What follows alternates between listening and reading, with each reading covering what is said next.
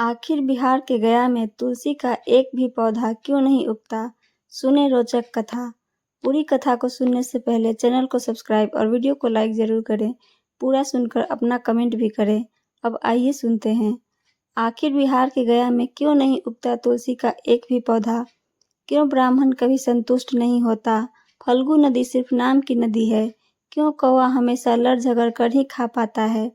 कौवा, तुलसी, ब्राह्मण व गाय को माँ सीता ने क्यों श्राप दिया था, इसके बारे में कुछ लोग ही जानते हैं।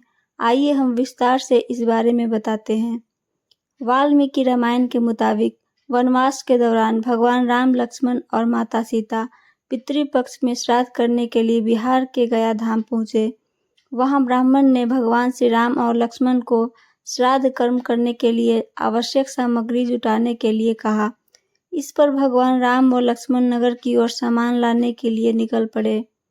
ब्राह्मण देव ने माता सीता से आग्रह किया कि पिंडदान का समय निकलता जा रहा है। यह सुनकर माता सीता की व्यग्रता भी बढ़ती जा रही थी, क्योंकि श्री राम और लक्ष्मण अभी नहीं लौटे थे। इसी दौरान दशरथ जी की आत्मा ने उन्हें आभास कराया कि पिंडदान का वक्त बीता जा रहा है। यह जानकर माता सीता असमंजस में पड़ गईं। तब माता सीता ने समय के महत्व को समझते हुए यह निर्णय लिया कि वह स्वयं अपने ससुर राजा दशरथ का पिंडदान करेंगी।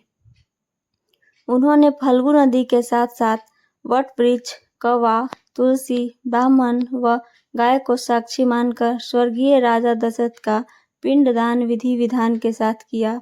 इस क्रिया के उपरांत जैसे ही उन्होंने हाथ जोड़कर प्रार्थना की तो राजा दशरथ ने माता सीता का पिंडदान स्वीकार कर लिया। माता सीता इस बात से प्रफुल्लित हुई कि उनकी पूजा दशरथ जी ने स्वीकार कर ली है। इसके बाद उनके मन में संशय भी हुआ कि प्रभु राम इस बात को नहीं मानेंगे, क्योंकि पिंडदान पुत्र के बिना नहीं हो सकता है। थोड़ी देर बाद भगवान राम और लक्ष्मण सामग्री लेकर आए और पिंडदान के विषय में पूछा। तब माता सीता ने कहा कि समय निकल जाने के कारण उन्होंने स्वयं पिंडदान कर लिया। प्रभु राम को इस बात का विश्वास नहीं हो रहा था कि बिना पुत्र और बिना सामग्री के पिंडदान कैसे संपन्न और स्वीकार हो सकता है। इसके बाद माता सीता ने कहा कि वहां उपस्थित फल्गु नदी, तुलसी, कौवा, गाय, वट वृक्ष और ब्राह्मण श्राद्ध कर्म की गवाही दे सकते हैं। भगवान राम ने जब इन सबसे पिंडदान के किए जाने की बात सच है या नहीं पूछा, तब फल्गु नदी, गाय, कौवा, तुलसी और ब्राह्मण पांचों ने प्रभु राम का क्रोध देखकर झूठ बोल दिया कि माता सीता ने कोई पिंडदान नहीं किया है।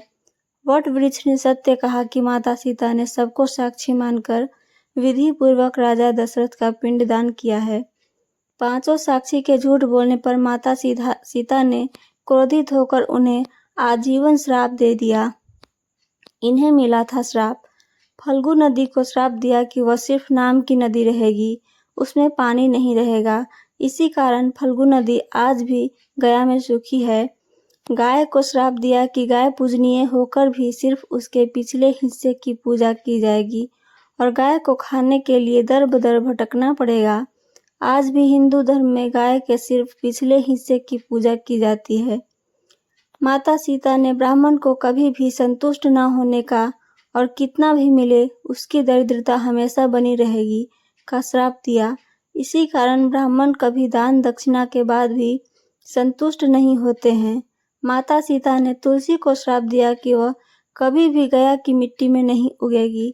यह आज तक सत्य है कि गया की मिट्टी में तुलसी नहीं फलती। और कौवा को हमेशा लड़ झगड़ कर खाने का श्राप दिया था। कौवा आज भी खाना अकेले नहीं खाता है। दीर्घायु का दिया था आशीर्वाद। माता सीता ने जहाँ इन पांचों को श्राप दिया, वहीं सच बोलने पर वट वृक्ष को आशीर्वाद दिया कि उसे लंबी आयु प्राप्त होगी, वह दूसरों को छाया प्रदान करेगा।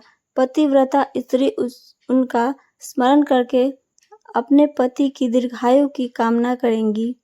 पूरी कहानी को सुनने के लिए धन्यवाद।